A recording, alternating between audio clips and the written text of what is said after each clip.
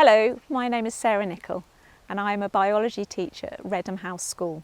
Today I am going to take you through a core practical focused on investigating the relationship between organisms and their environment. In this first part, we will investigate the relationship between light intensity and the distribution of an organism. As you can see, there is a tree casting a shadow on the field. We are going to see how a difference in light intensity caused by this shadow affects the distribution of an organism. A transect is used to study the distribution of an organism and how their distribution is affected by changes in environmental conditions.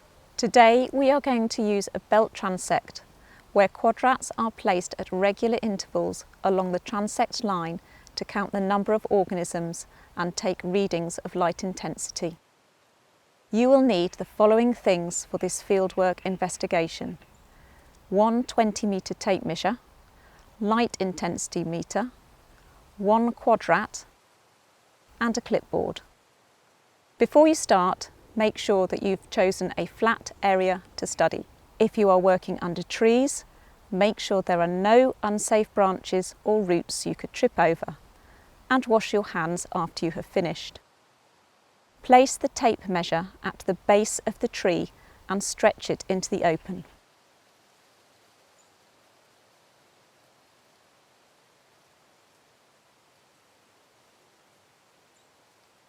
Place your quadrat at the very start of the tape measure and count the number of organisms inside the quadrat.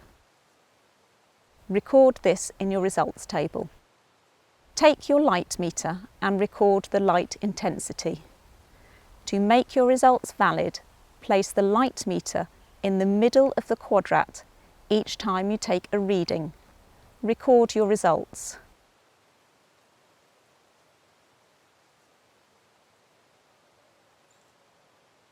Repeat this process at regular intervals until you reach the end of your defined distance.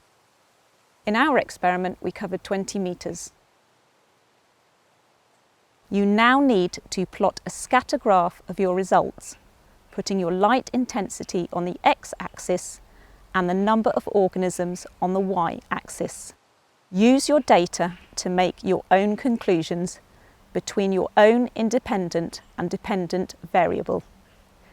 If you have time, you could test a different abiotic factor.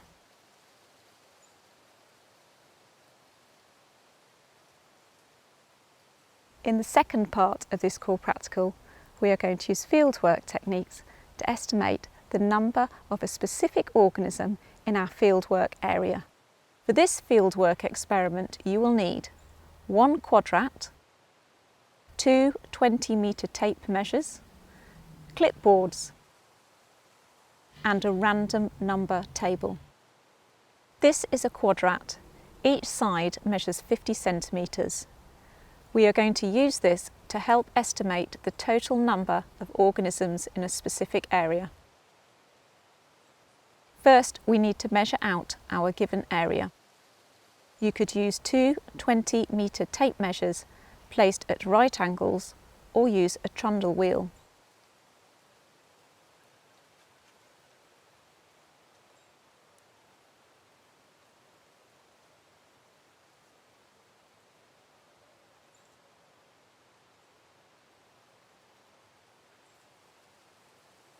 We then need a table of random numbers.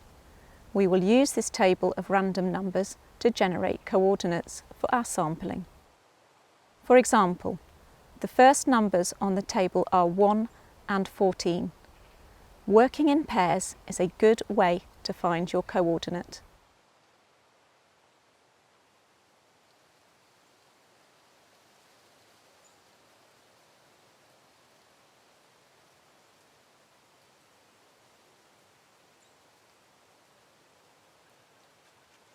Count the number of your chosen organism that are inside the quadrat and record this in your results table.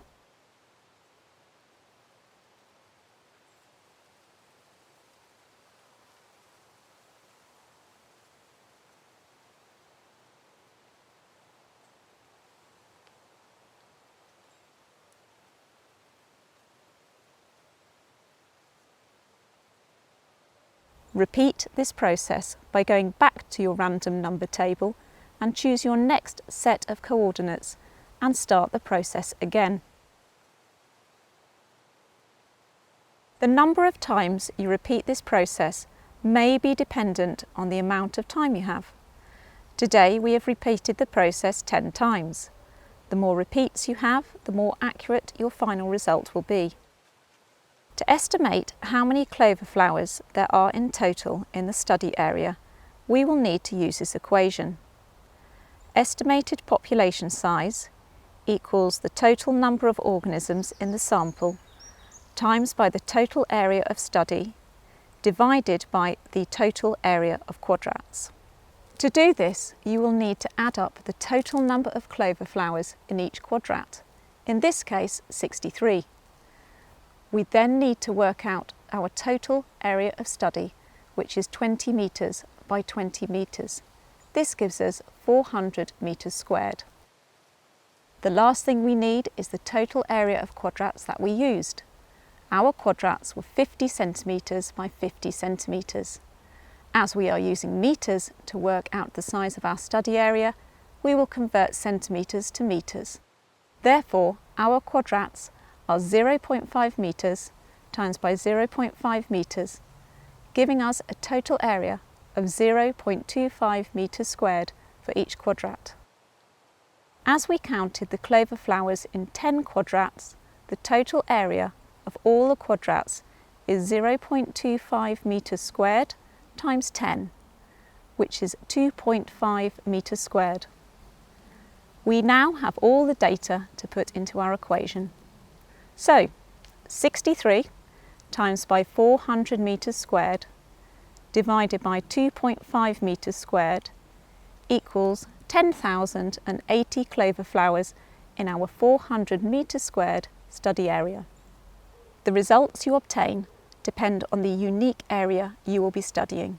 If you have time, you may want to estimate the population of another plant within your area of study for comparison.